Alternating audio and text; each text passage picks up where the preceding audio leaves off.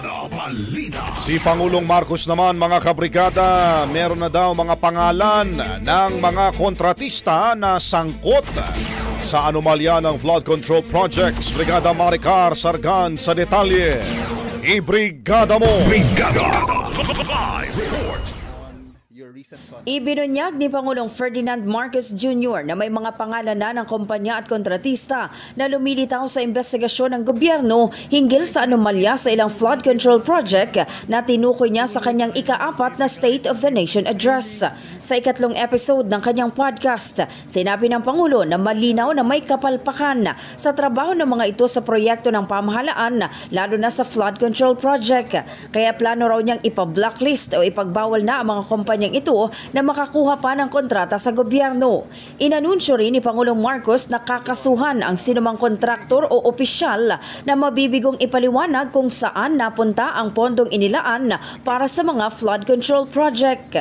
We already have some names that are coming up that will be, first of all, corporations that mga kontraktor na talagang kitang-kita na hindi magandang trabaho nila.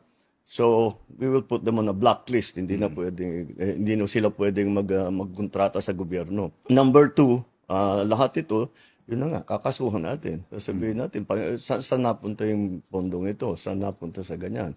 Pag hindi sila makapag-explain na mabuti, we will have to take it to the next step.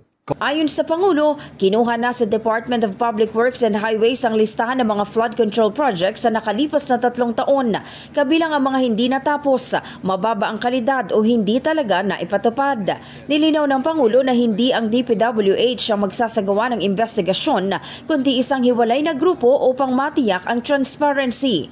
Isa sa publiko rin ng palasyo ang naturang listahan upang makapagsumbong rin ang publiko ng anumang irregularidad. Hindi talaga DPWH. Hiningi lang natin, hindi nang hiningi, kinuha na natin yung listahan. Kaya yung mahalaga doon sa aming pinag-usapan na isa sa publiko natin.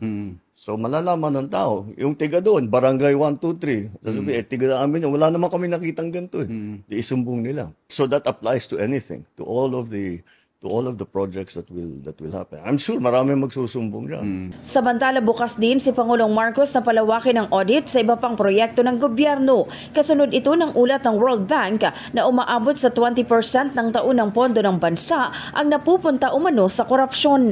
Pagtitiyak ng presidente, walang sisinuhin sa pagpapanagot kahit kaalyado niya man sa politika ay hindi niya kukonsintihin kung mapapatunayang sangkot sa anomalya.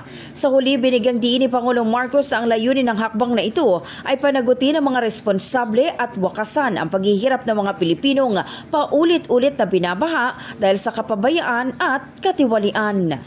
In the heart of changing lives, ako si Brigada Maricar Sargan ng 105.1 Brigada News FM Manila, The Music and News Authority.